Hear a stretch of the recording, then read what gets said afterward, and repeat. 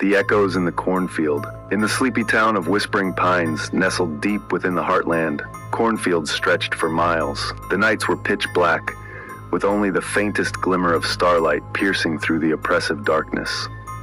It was a quiet place, where the rustling of the corn was often the loudest sound. One such night, Sarah, a young woman with a knack for adventure, decided to take a stroll through the cornfield. The air was cool, and the corn whispered in the breeze, a sound that usually comforted her. Tonight, however, the atmosphere felt different, charged, almost electric. As she walked deeper into the field, the tall stalks closed in around her, and the familiar sight of her family's farmhouse vanished. She enjoyed the feeling of getting lost in the towering corn, but something about tonight's stroll felt wrong. Her heart pounded in her chest, and an inexplicable sense of unease washed over her. Suddenly she heard it, a strange low hum, barely audible but distinctly unnatural. It seemed to come from all directions, reverberating through the air. She stopped, trying to pinpoint the source, but the sound was elusive, as if it was inside her head. Without warning, a blinding light flooded the field. Sarah shielded her eyes and looked up.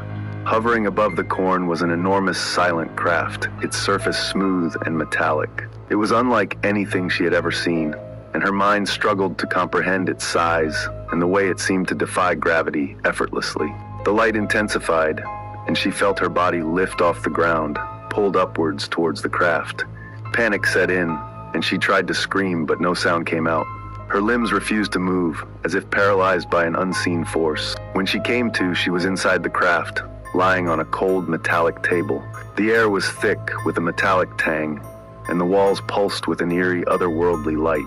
She tried to move, but her body was restrained by invisible bonds. A figure emerged from the shadows, its shape humanoid but unmistakably alien.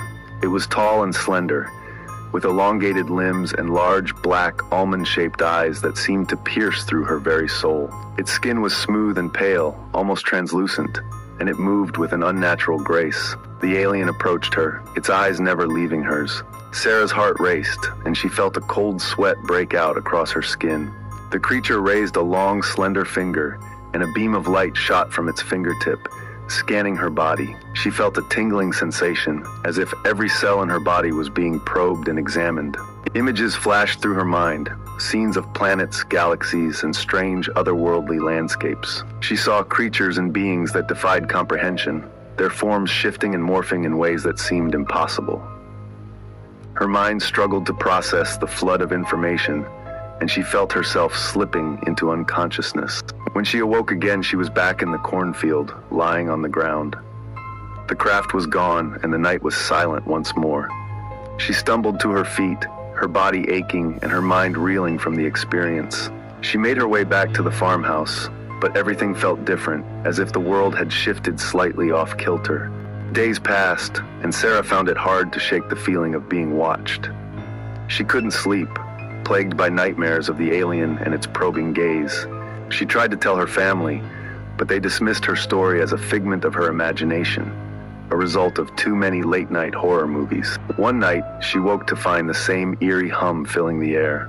She looked out her window and saw the craft hovering above the cornfield once again, its light flickering ominously. This time, she knew there would be no escape. The visitor had returned, and it would not leave without her. As the light engulfed her, Sarah felt herself being lifted once more, and she knew that this time she would not be coming back. The town of Whispering Pines never saw Sarah again.